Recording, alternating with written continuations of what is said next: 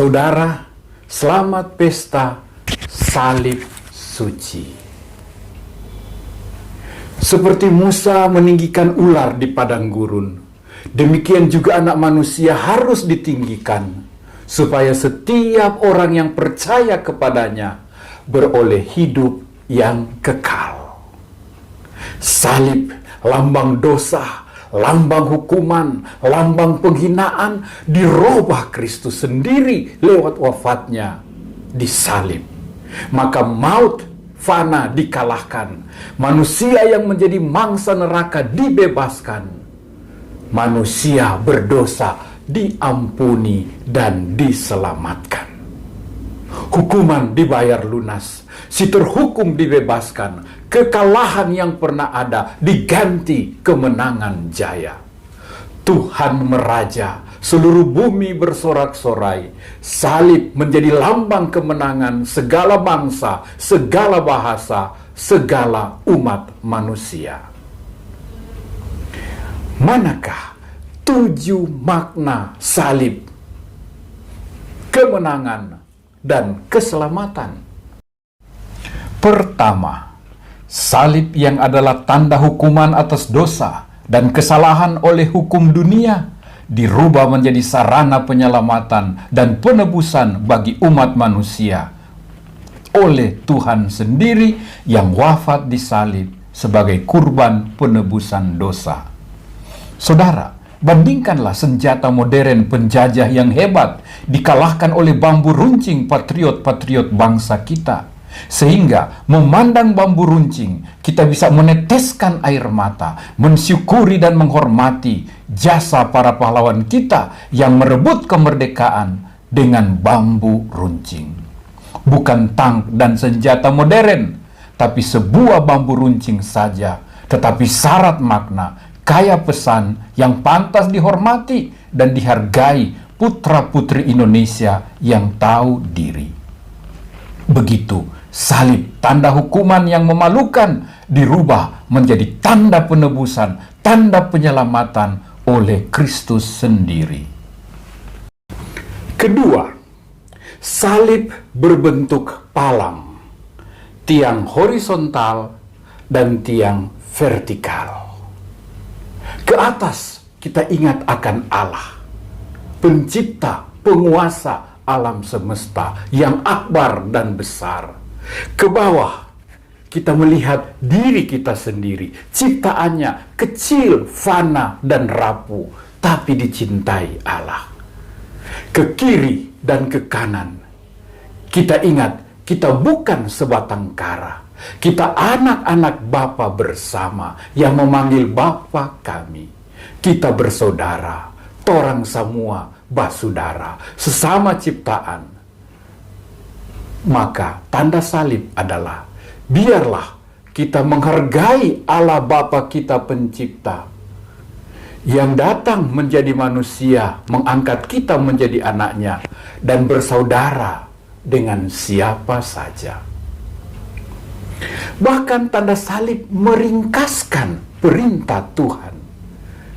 Kasihilah Tuhan Allahmu dengan segenap akal budimu, dengan segenap hatimu, dan dengan segenap kekuatanmu. Masih lagi, kasihilah Tuhan Allahmu seperti engkau mengasihi dirimu sendiri, dan kasihilah sesamamu, bahkan musuhmu. Dalam salib ada perintah hukum kasih. Bahkan Allah Bapa kita menjadi Immanuel, Allah Putra yang bersama kita, dengan kekuatan Allah Roh Kudus yang menyertai dan menghidupkan kita. Ketiga, salib adalah teladan pengampunan. Di atas salibnya Yesus berdoa, "Bapa, ampunilah mereka sebab mereka tidak tahu apa yang mereka lakukan." Maka tanda salib bagi setiap pengikut Kristus yang tersalib adalah panggilan mengampuni, memaafkan, menunjukkan belas kasih dan kerahiman. Keempat, salib adalah teladan pengorbanan.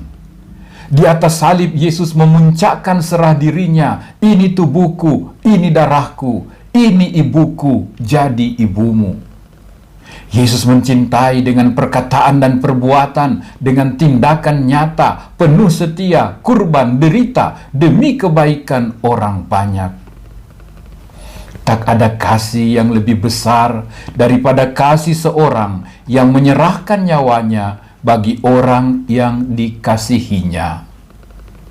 Pengikut Kristus bangga dengan teologi salib, kurban, tanpa batas, tanpa keluh dan gerutu, tanpa perhitungan, total, all out. Kita dipanggil bukan menjadi pengikut Kristus yang abu-abu, yang setengah-setengah, yang penggerutu, tetapi yang berani berkurban, bersolider, man for others, sampai akhir, total, dan final. Kelima, salib adalah penyembuhan. Mengapa? Menurut tradisi, Longinus, serdadu pemegang tombak panjang yang menusuk lambung Yesus, saat itu menderita sakit mata. Tapi ketika ia menusuk lambung Yesus, sepercik darah dan air terpancar mengena matanya, dan seketika itu juga ia sembuh. Pengalaman dahsyat ini mendorong ia berseru, "Sungguh orang ini putra Allah." Maka salib adalah sumber penyembuhan banyak luka fisik, luka batin, trauma, dan pengalaman-pengalaman masa lalu. Salib adalah pengampunan, penyembuhan.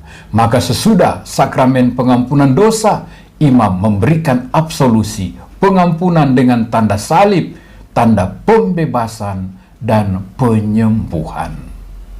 Keenam, salib adalah pembuka Firdaus. Ingat saudara, ketika penyamun berdosa dengan spontan memohon kerahiman Tuhan, "Jesus, remember me when you come into your kingdom." Yesus menjawab, "Hari ini juga engkau bersamaku di Firdaus." Yesus mengingatkan kita dari salibnya, bahwa salib membuka pintu Firdaus bagi orang yang bertobat, bagi orang yang percaya akan hidup abadi bersama Bapa. Maka salib bagi kita adalah panggilan untuk bertobat, untuk ingat bahwa Firdaus itu ada, dan malanglah kita jika kita tidak memasukinya. Ketujuh, in hoc signo vinces. Dalam tanda salib ini, engkau akan menang. Saudara, tradisi dan kepercayaan mengisahkan bahwa Kaisar Konstantinus pada abad keempat Masehi tengah berperang melawan Maxentius yang menggunakan tenaga supranatural dan sihir. Konstantinus berdoa semalaman dan ia memandang ke langit.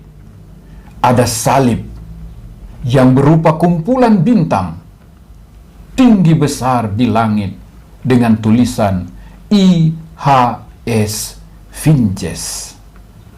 Konstantinus percaya bahwa ia dikuatkan dan diteguhkan oleh Kristus, bahwa dalam tanda salib itu ia akan menang. Maka ia menyemangati pasukannya dan mereka memperoleh kemenangan. Pengalaman Konstantinus ini menjadi peneguhan ilahi bagi kita pengikut Kristus. Gunakanlah, pakailah, bawalah tanda salib, niscaya engkau akan menang. Terlebih lagi, hiduplah dengan semangat salib Tuhan, engkau akan menang.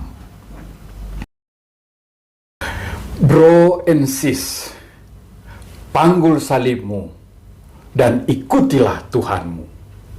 Kau akan menang. Janganlah tanda salib Kristus hanya jadi hiasan bagimu, menjadi perabot rumah tanggamu, dan menjadi ornamen lehermu. Engkau memakainya tapi tidak menyadarinya.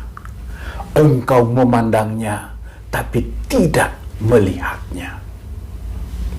Semoga 7 makna salib tadi memagut nurani Kristianimu, membuatmu kesetrum dan sadar, bahkan tertampar oleh pesan-pesannya. Menanglah bersama salib Kristus. Kita harus bangga akan salib Tuhan kita, Yesus Kristus.